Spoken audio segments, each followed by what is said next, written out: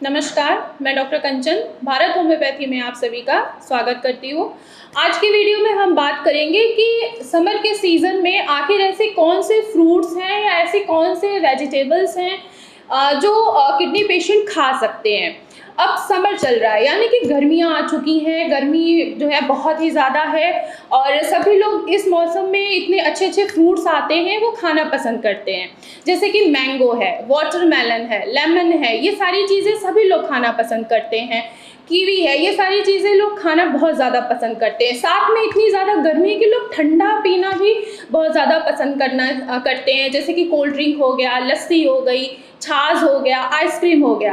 तो क्या kidney patient ये सारी चीज़ें खा सकते हैं या नहीं खा सकते हैं, तो हम इसी टॉपिक पे बात करते हैं। देखा गया है कि जिनकी भी किडनी अनहेल्दी है उनमें उनका क्रेटिनिन का लेवल और यूरिया का लेवल बढ़ा हुआ नजर आता है।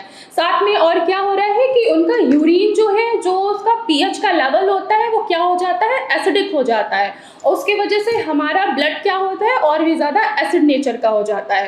तो अगर हमारा ब्लड एसिड नेचर का है, ऊपर से और भी अगर हम कोई खट्टी चीज़ें अपने ब्लड को दे रहे हैं तो क्या होगा, आपका क्रेटिनिन और यूरिया दोनों इंक्रीज होना स्टार्ट हो जाता है।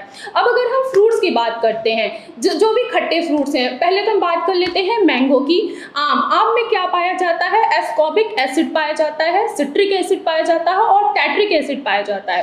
ये तीनों एसिड मैंगो में पाया जाता है। अगर आप ये मैंगो खा रहे हो तो क्या होगा कि आपका ब्लड का पीएच क्या होगा, इंक्रीज हो जाएगा, जिसको क्या बोलते हैं, मेटाबॉलिक एसिडोसिस बोला जाता है।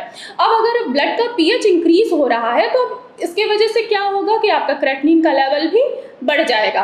सेम ऐसे ही अगर आप कोई ठंडी चीज़ ले रहे हैं, जैसे कि छाछ ले रहे हैं या आप लस्सी ले रहे हैं, तो इसमें क्या मिलता है, इसमें लैक्टिक एसिड पाया जाता है। काफ़ी लोग हैं जो गर्मियों के सीज़न में विनेगर भी लेना पसंद करते हैं। तो अगर आप विनेगर ले रहे हैं तो ब्लड में क्या होगा, ब्लड का एसिड की मात्रा और भी ज़्यादा इंक्रीज हो जाती है, जिसकी वजह से क्रेटिनिन और यूरिया का लेवल भी बढ़ जाता है। फिर पेशेंट क्या करते हैं कि हाँ, हम मेडिसिन तो खा रहे हैं, फिर भी क्यों आके मेरा क्रेटिनिन और यूरिया बढ़ रहा है। इन्हीं रीजंस के वजह से आपका क्रेटिनिन और यूरिया बढ़ जाता है जब आपका ब्लड एसिडिक नेचर का हो जाता है, यानी कि आप मेटाबॉलिक एसिडोसिस अगर आपके ब्लड में इंक्रीज हो रहा है तो जाहिर सी बात है कि क्रेटिनिन और यूरिया जो है वो भी इंक्रीज होगा।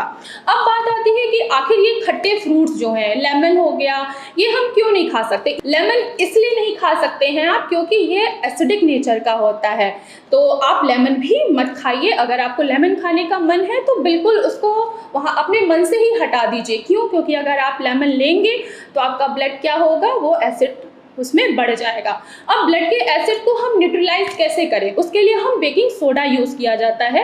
अगर आपके ब्लड का पीएच इंक्रीज है तो आप बेकिंग सोडा भी खा सकते हैं, या मार्केट में इसकी एक टैबलेट आती है जिसको बाइकार्बोनेट बोला जाता है, आप ये भी खा सकते हैं। यानी कि अगर इसका हम फुल फॉर्म बताएं तो वो होता है, मेडिसिन का नाम सोडियम बाइकार्बोनेट होता है, जो कि आपके ब्लड के पीएच को अगर इंक्रीज है के वजह से तो आप ये खा सकते हैं।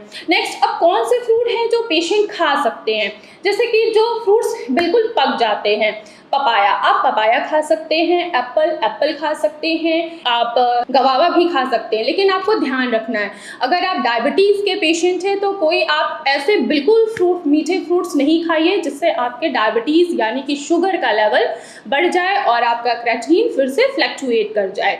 तो अगर आप डायबिटीज़ के पेशेंट हैं तो कौन से फ्रूट्स आपके लिए बहुत ही ज़्यादा अच्छा होगा, वो है जामुन और दूसरा है अमरूद। आप ये दो फ्रूट्स रेगुलर बेसिस पे खा सकते हैं। तो ये रही बात कि आखिर समर में किडनी पेशेंट कौन से फ्रूट खाएं और कौन से फ्रूट ना खाएं। तो मैं आशा करती हूँ कि आज की वीडियो में आप लोगों को पता लगा होगा कि क्यों आखिर खट्टे फ्रूट्स क्यों नहीं खाए जाते हैं और क्यों आखिर छाछ और लस्सी नहीं लिया जाता है। तो आज की वीडियो में बस इतना ही, फिर मैं मिलूंगी आपको नेक्स्ट वीडियो में। तब तक के लिए धन्यवाद।